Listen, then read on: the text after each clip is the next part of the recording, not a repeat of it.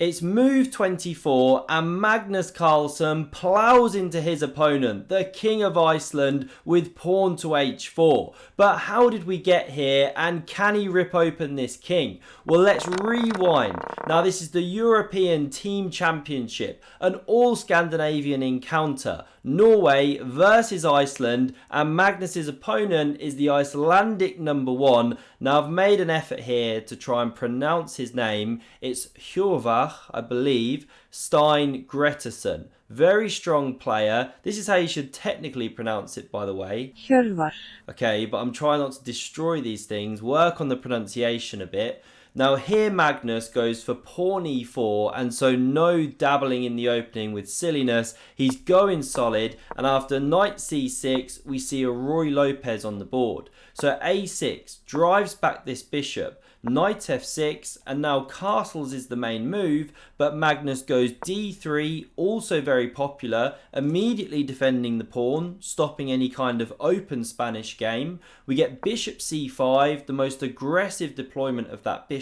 It can also come to e7, c3 from Magnus, b5 drives this one back, d6, and now Magnus has got a choice. He can play castles and go for this kind of manoeuvring stuff with the b1 knight. But he goes bishop g5, a very double-edged and exciting way to play. And you'll see why. Because after pawn h6, driving back the bishop, bishop a7, knight bd2, we get g5. And this bishop has to drop back. These knight sacrifices, getting 2 pawns for a piece, don't work.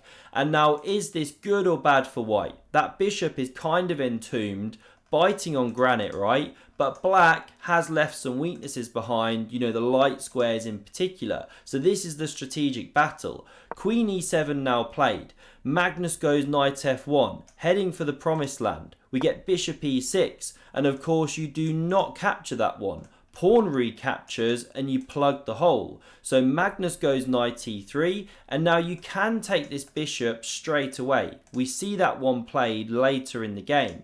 But first we see this move of rook b8. What's this one all about? Well, it's the classic mysterious rook move. You know, I could sit here and pretend, oh, well, he's preparing b4 later on. It's quite a deep idea. But really, I don't know. He felt it was better there. He burnt 16 minutes. He's already getting way through that clock. But hey, if you play a mysterious rook move, it's a good way to get in your opponent's head. Psych him out. Will Magnus be psyched out? Well, he just starts with castles. Now we get takes on e3, and it is a committal move. You open the f-file, you give your bishop pair, but you stop that knight from ever landing on f5. We now get castles, and Magnus has to come up with some kind of plan. Now, later in the game, he plays this knight out to h4, a brilliant idea, but he doesn't do it straight away. He starts with this and then bounces back. So why doesn't he do it here? Well, there's a problem, an amazing tactic of knight takes here. By the way, if you take the knight, bishop recaptures, you're converging on f6, winning back the piece by force, plus you're a pawn ahead.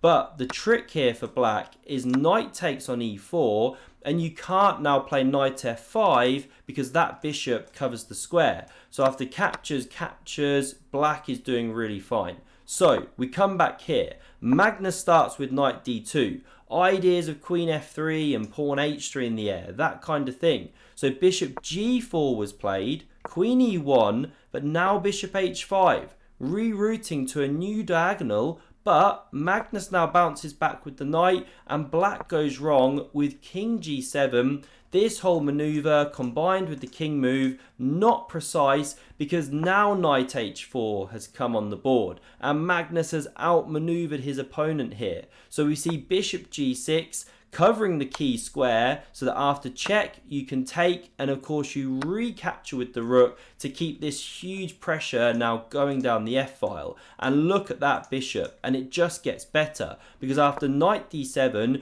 queen e2, more pieces on light squares, we get queen e8 looking for knight e7 soon, and now rook a f1 bringing the pressure on the f pawn, so f6 played. Gretarsson doing great on this side quest of how many pawns he can put on dark squares. But the problem is how he activates his pieces, because now Magnus reaches the position we saw at the beginning. He plows into that king with pawn h4. And check out my recent videos if you haven't done so already, where Magnus is playing this h4 move on move 1 and having the most crazy exciting games. Really they are. So we see knight e7 to kick back this rook. It drops back to f2 and now knight c5. Black looking to get rid of one of those bishops, but of course Magnus does not oblige. He drops it back looking for d4 and he's hugely up on the clock, almost an hour here.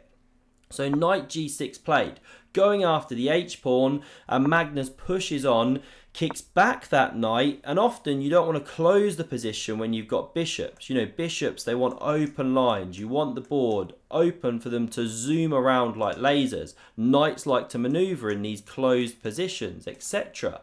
But Magnus is now going d4, so even though he's closed things over here, he's blowing open the centre. The knight drops back.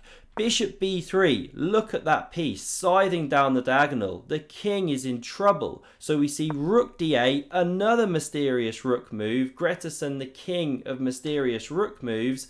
And after a4 from Magnus, nibbling away at the pawn chain, he's gone pure rabbit mode on that side of the board. We now get Gretarsson just breaking out, doesn't want to sit there. You know, rook b8, top move of Stockfish here, a trio of mysterious rook moves.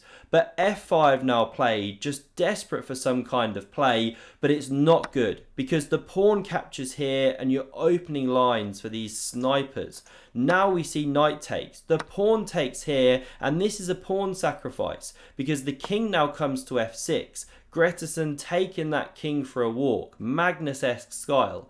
Now we see bishop e6, and this one sits there, a bone in the throat, as I described it earlier in another game I covered, where Magnus's bishop gets to e6, and that is tough to live with. We see queen c6 playing around the bishop, trying to activate. Magnus captures.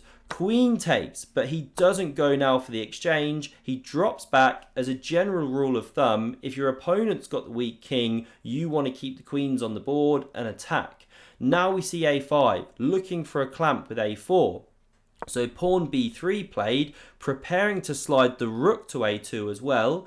We see rook b8, that one does bounce back, not so mysterious, pressures this pawn, rook a2, and there's no taking here with the queen because this sneaky bishop also defends things as well as attacks. You know, backwards retreating moves are often harder to spot than forward ones.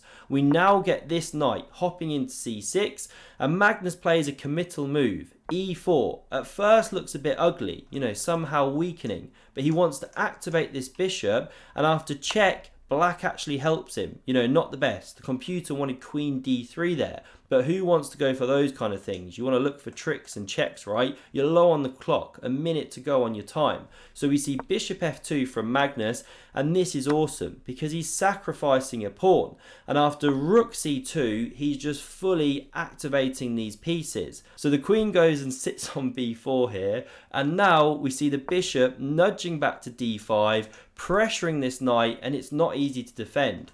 You know, rook b6 impossible. The bishop covers the square. If queen b5, then there's things like queen c1 coming, just intensifying pressure. So we see knight e7 hopping back, but this pawn collapses, and it's the base of the chain. So now d6 is weak, and it looks like this is black's idea. But then queen takes, and this is terrible. The queen can't take here, or the d pawn drops. If you go rook here to cover e6, then there's bishop d4, pinning this knight, which covers f7, and therefore you're threatening loads of nasty stuff there.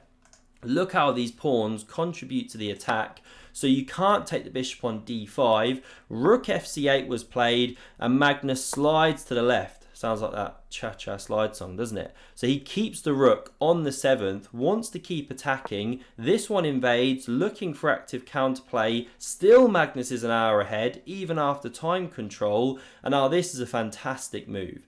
This bishop on d5 slides back to c4, looks impossible. It's attacked by 3 pieces. But if you capture with this knight, then there's this brilliant bishop d4 check. Even though the knight can hop back and block, you then take this one and the queen is overloaded. If it captures, it leaves the defense here and everything collapses. So this one wasn't touched. Instead, we see rook b6.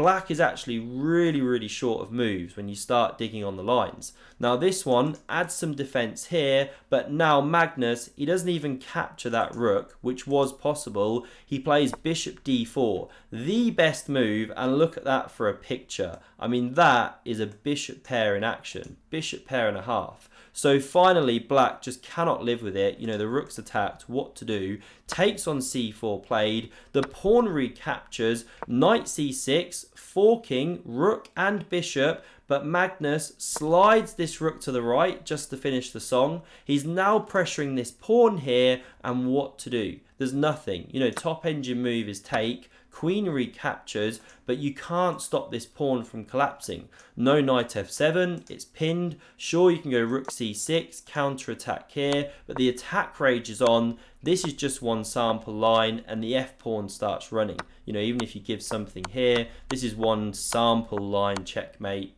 as could have gone. Anyway, it's game over in this final position. Awesome game by Magnus. Hope you enjoyed this one, and do check out the video on screen for another epic game from him. Thanks very much for watching, and I hope to see you soon.